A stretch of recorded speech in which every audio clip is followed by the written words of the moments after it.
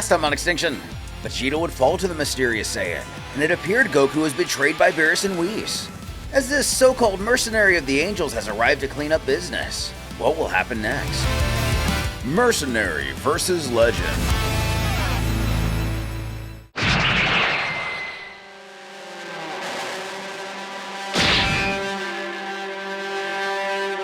Catching up with the Saiyan from another universe. The mercenary explains to him that his name is Coil. He's here to stop him.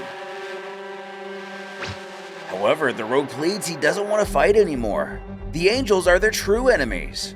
There isn't much time left and he has to stop them. Cold in his reply, that may be true, and it would be a tragedy. But unfortunately, I have a mission to complete. Nothing will change that.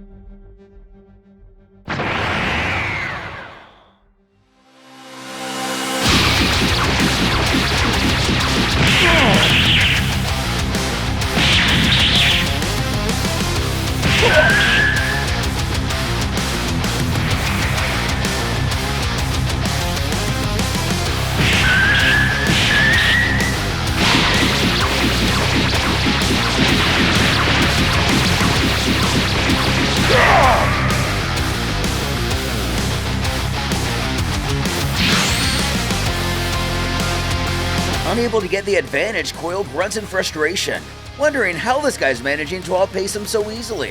If this keeps up, he'll have no choice but to use his demon mode, a seemingly dire last resort, but maybe the only way to turn the tide.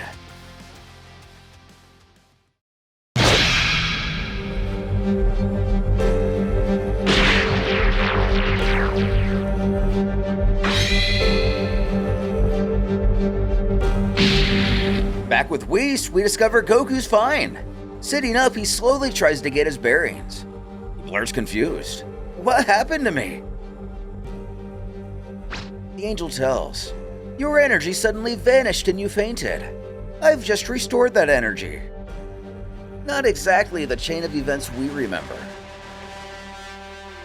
Still puzzled. And what about Vegeta? Goku can't feel his ki. Not a glimmer. Could it be? Though he's informed he isn't dead, but he must be lost in space and badly injured. That just means one thing, Goku's gotta go after him!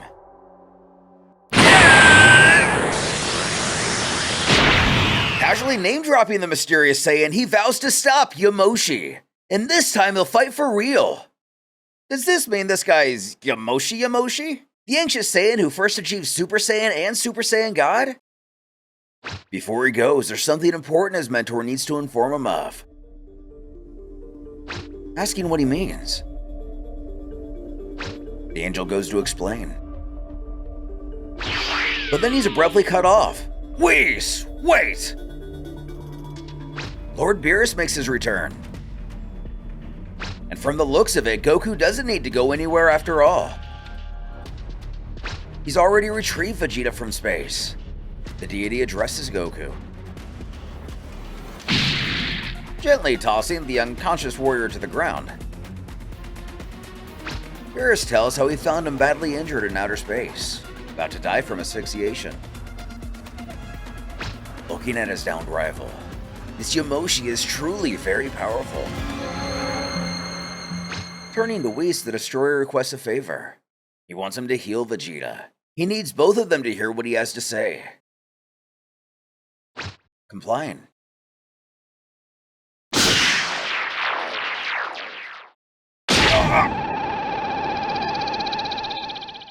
Go!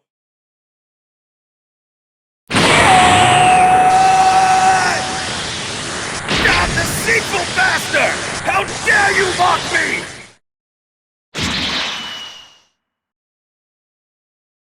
As Vegeta sears back towards the battle, Beerus calmly instructs him to knock it off.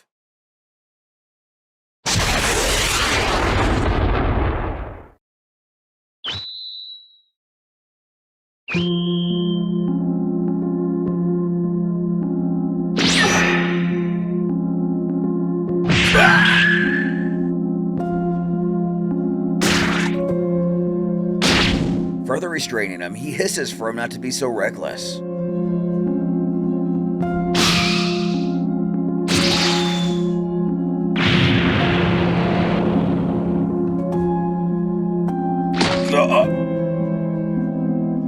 as Goku checks to see if he's alright. The prince stutters. But Lord Beerus, the thing is... But he already knows. He's aware that he discovered something important about that individual during the fight. That's why he's here. Whis urges the pair to pay close attention to the destroyer's words.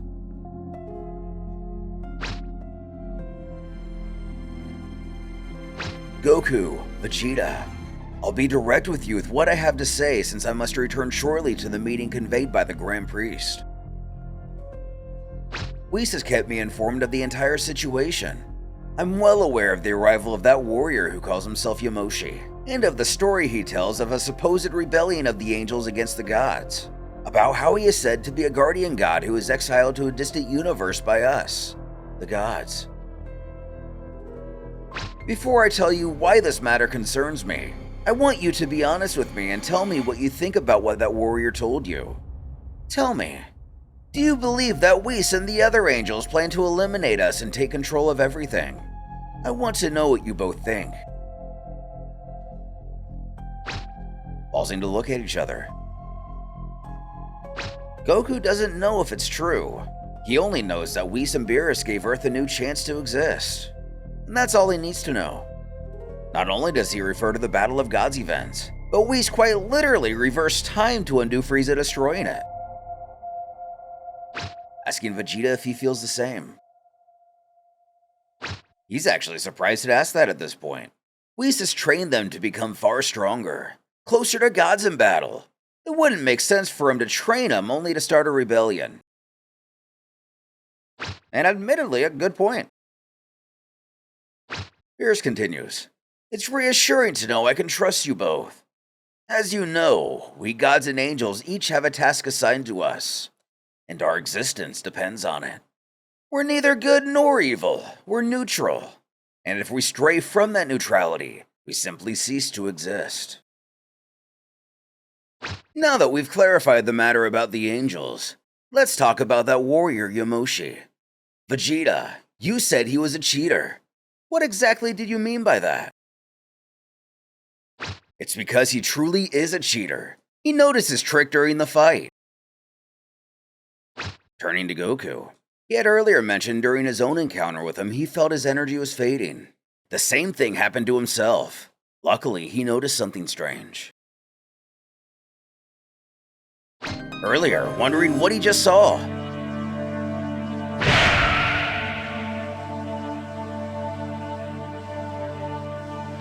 Vegeta focuses. He has to stay still and take a direct hit. It's the only way to see if he's hiding something.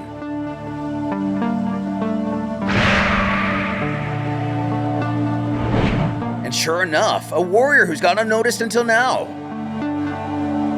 That's it. I got you!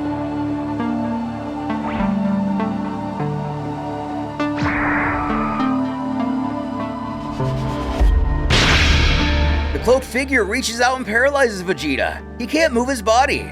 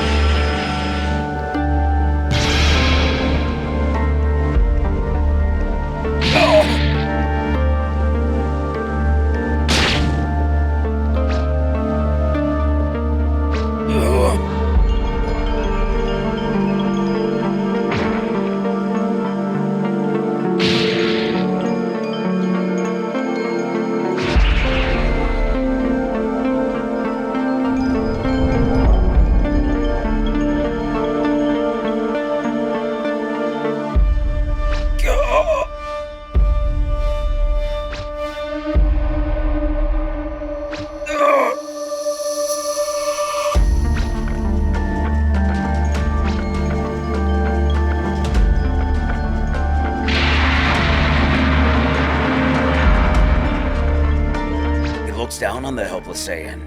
There's nothing he can do. Just then, the figure lets out a laugh in the ominous words. Not yet.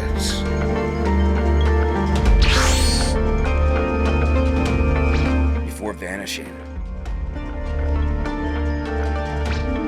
Back in the present, he caps off this story by explaining how he absorbs energy using those strange bracelets, and then he can use it against you afterwards. And an artifact that absorbs energy. That explains why even with great power he couldn't defeat him. Going on, this other guy's ki can't be detected. That's why he didn't notice him at first. It's clear the two of them are working together. Goku remembers that their target is the Kaioshin. They have to stop him. Beerus warns that Warrior possesses devastating power. And if they add the fact that he has an assistant who absorbs energy, together they can become a serious threat. A little guilty, Goku rubs his head knowing he caused all of this by himself. He asks Shenron to take him where Yamoshi was. He feels responsible for everything happening. Shockingly, the God of Destruction informs he shouldn't feel guilty, because the one he's been fighting isn't Yamoshi. It's impossible for that warrior to be Yamoshi, since Yamoshi is nothing more than a legend. Such a warrior doesn't exist. But Goku argues he gathered the Dragon Balls himself and before his eyes was sent to the place Yamoshi was.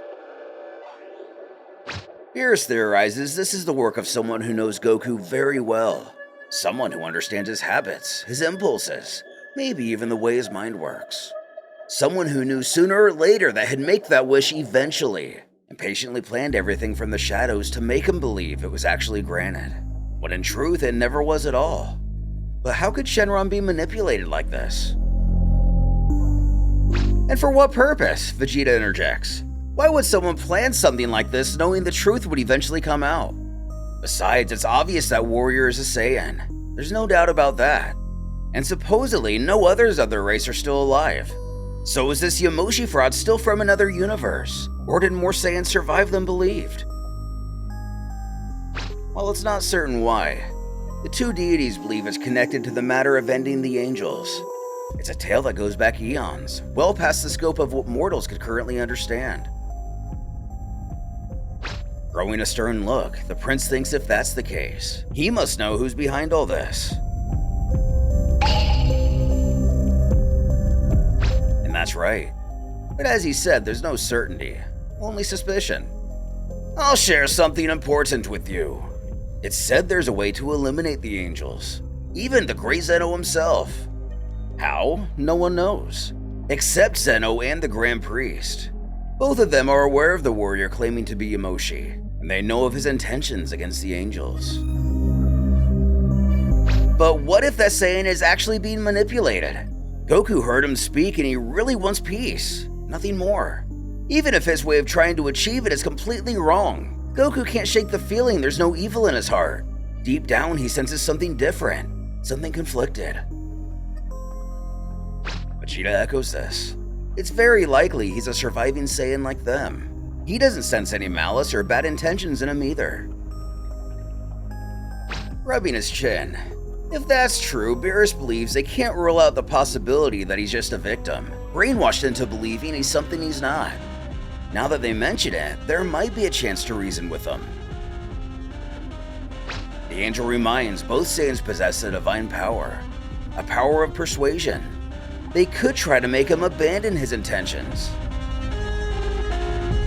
Giving Whis the cue. He gets ready.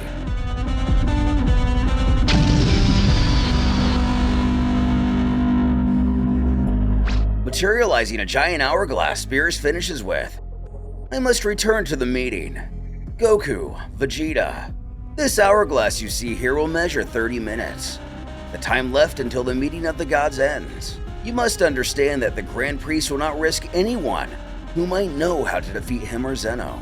Even if it's not true, he won't take the chance. He'll simply resolve the issue by erasing this universe. Unfortunately, I won't be able to intervene in his decision, so you must decide what to do, and quickly. Time is already running out.